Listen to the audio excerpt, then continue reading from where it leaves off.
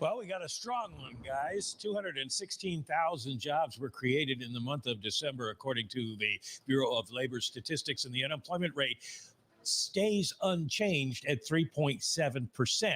So strength in the labor markets. Average hourly earnings were up 0.4. The forecast was for 0.3. And so average hourly earnings on a year over year basis go up to 4.1% from 4%, certainly higher than the 3.9 that had been forecast. So we definitely get a surprise in the numbers here.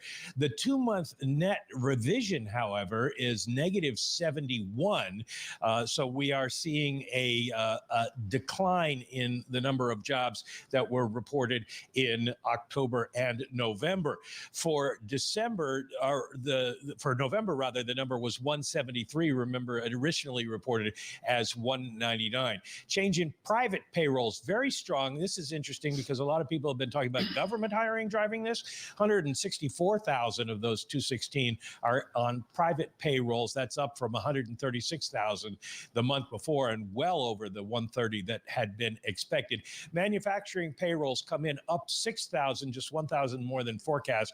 That's down from 26,000 the month of November. Labor force participation rate falls to 62.5, and average hours worked falls to 34.3. So very strong report considering the circumstances. Mike McKee, I want to bring you back into the conversation. Before these numbers drop, we talked about breadth. How broad-based were these job gains? What do you see beneath the surface? Basically, it looks like it's reasonably broad-based. We had healthcare adding 38,000 jobs. Of course, that's the category that is always in need of workers. Social assistance up by 21,000 as part of that.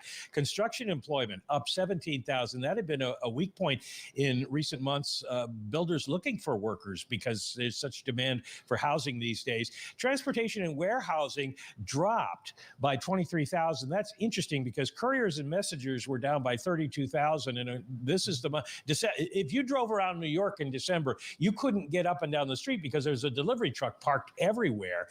So it's interesting that there were fewer jobs this time. Leisure and hospitality, as always, adding jobs, 40,000 jobs, an average of 39,000 for the whole month, the whole year of 2023. And retail employment was up by about 17,000. So we're basically looking at a fairly broad dispersion of the number of jobs created. Oh, I should mention I was wrong.